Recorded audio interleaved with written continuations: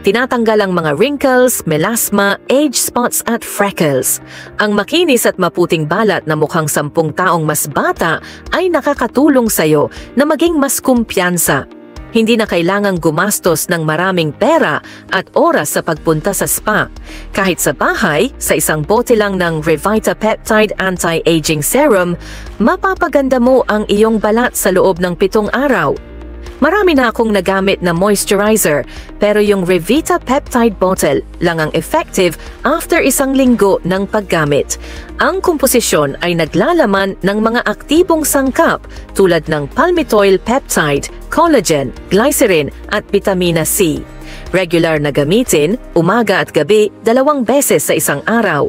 Pagkatapos ng 3 araw na paggamit, makikita mo ang mga wrinkles, melasma, freckles at age spots na kumukupas. Mas maganda at mas maliwanag ang balat. At pagkatapos ng 7 araw, ang balat ay maliwanag na puti, makinis at kitang-kitang makintab.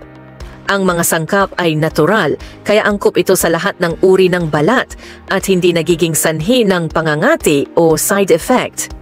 Dapat mong gamitin ito araw-araw upang maging maganda at malusog ang iyong balat.